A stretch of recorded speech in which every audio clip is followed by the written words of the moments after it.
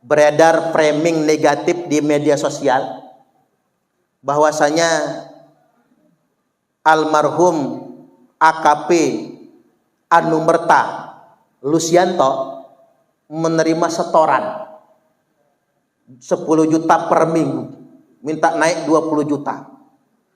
Itu nyebar di grup-grup WhatsApp di mana-mana dan secara nasional sudah tersebar. Saya ingin sampaikan, terlalu kejam yang menyebarkan, membroadcast WhatsApp itu, Pak. Terlalu kejam. Dan sayangnya orang Indonesia ini sumbu pendek, gampang betul percaya terhadap informasi yang tak terverifikasi. Siapa sih AKP Anumerta Lusianto itu? Itu Kapolsek, Bapak Ibu. Rajin sholat itu, Pak. Imam di musola itu. Rumahnya jelek betul, Bapak Ibu. Luarnya masih bata merah. Kalau bata merahnya bataknya masih merah, mungkin belum jadi. Bataknya sudah coklat. Udah kesuwen nggak definisi. Mohon maaf betul. Masih bagus rumah guru ngaji di kampung saya, Pak. Itu Kapolsek. Ditanya ke istrinya, mengapa rumahnya sederhana? Suaminya nggak pernah mau nerima sogokan dalam bentuk apapun. Berkali-kali disogok nggak pernah mau nerima. Cuman sudah terlanjur disebarkan di grup WhatsApp di mana-mana kan orang percaya. Oh, pantas ditembak. Orang suka ngambil setoran, jahat bukan main, Bapak Ibu. Yang menyebarkan itu semua. Bayangkan sampai hari ini. Sudah seminggu kejadiannya. Dari 17 Ramadan kemarin. Ini sudah tanggal 24 Ramadan. Sudah seminggu, Bapak Ibu. Tidak ada tersangka sampai sekarang. Kemana ini aparat penegak hukum? Nggak ada tersangka. Udah jelas-jelas gugur. Coba, AKP Anumerta Lusianto hidup sederhana. Kemudian yang berikutnya Aibda Anumerta Petrus Aprianto. Itu mualaf itu, Pak. Orang tuanya sederhana. Istrinya sampai nangis-nangis. Lapor ke Pak Presiden, lapor ke Pak Kapolri, lapor kepada Pak Panglima TNI, ke Kompolnas, ke Kapolda, ke Pangdam Sriwijaya. Kok suaminya dituduh ngambil setoran? Korban yang ketiga yang gugur itu Bribtu M. Galib Suryaganta, bujang, belum punya apa-apa. Nah, artinya kita sangat prihatin sekali. Di bulan suci Ramadan orang berbuat maksiat, mengotori bulan suci Ramadan dan berbuat kriminal, lalu kemudian menghilangkan nyawa orang lain pakai senjata, main berondong saja, Pak. Sampai hari ini belum ada tersangkanya. Ini sangat memprihatinkan bagi kita semua.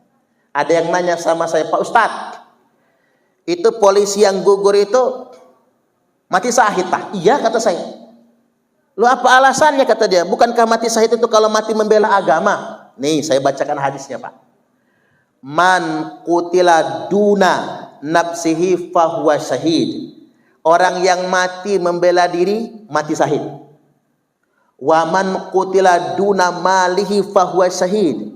Orang yang mati mempertahankan hartanya yang mau dirampok orang, dibegal orang, membela hartanya, mati dia dibunuh begal, matinya mati syahid.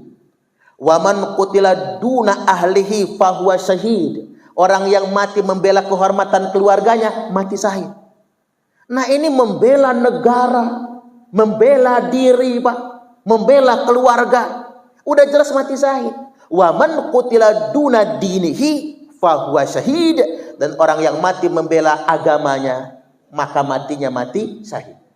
Hadis ini menyebutkan secara spesifik membela diri, membela harta, membela keluarga, membela agama, matinya mati syahid. Maka kita meyakini 3 anggota yang gugur tersebut Allah tetapkan mudah-mudahan sebagai kematian yang syahid. Allahumma amin. Amin ya rabbal alamin.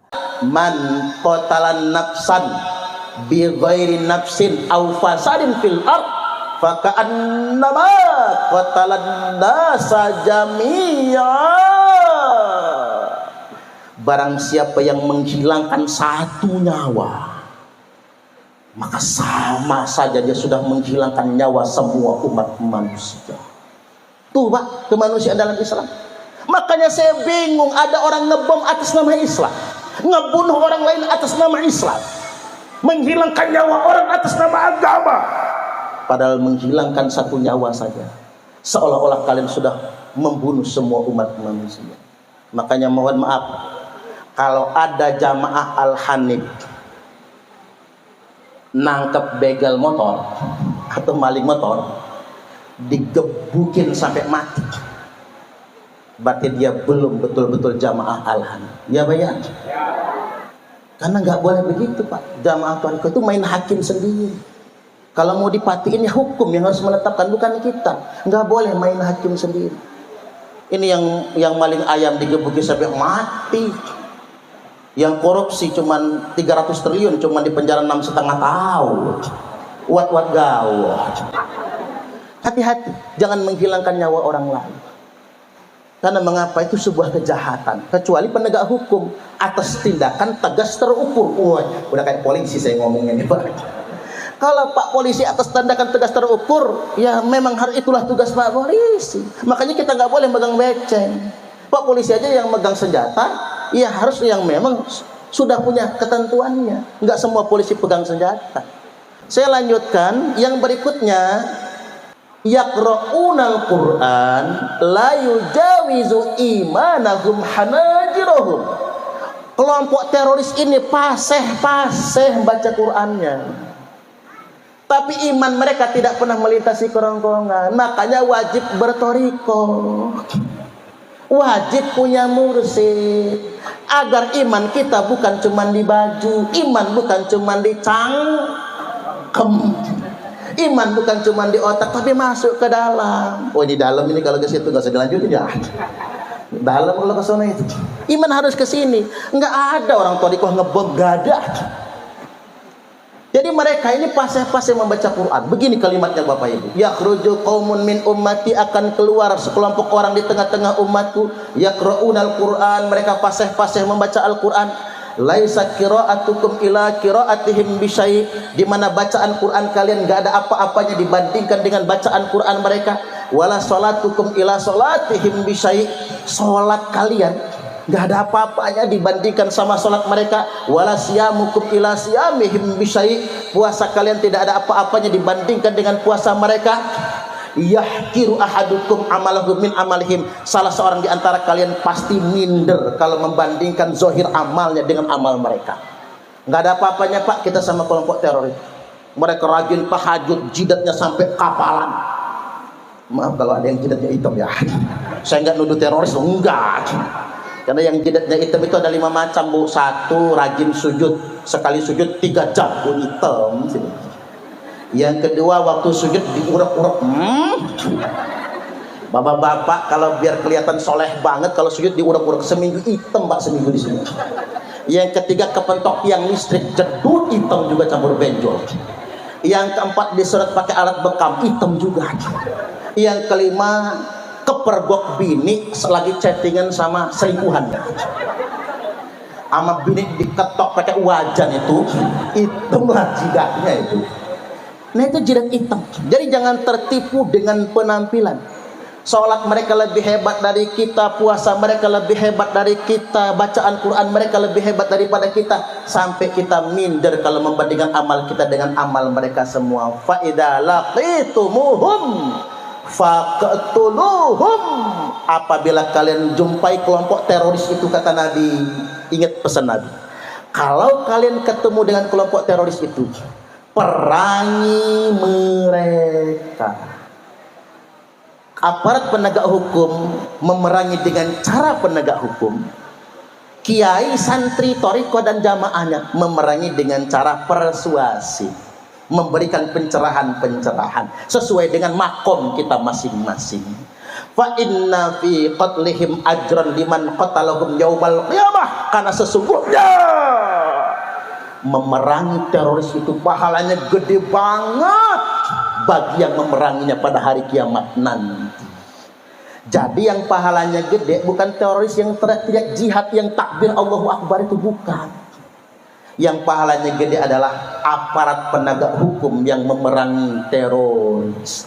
Kita doakan Pak Polisi masuk surga semua. Itu yang pahalanya gede.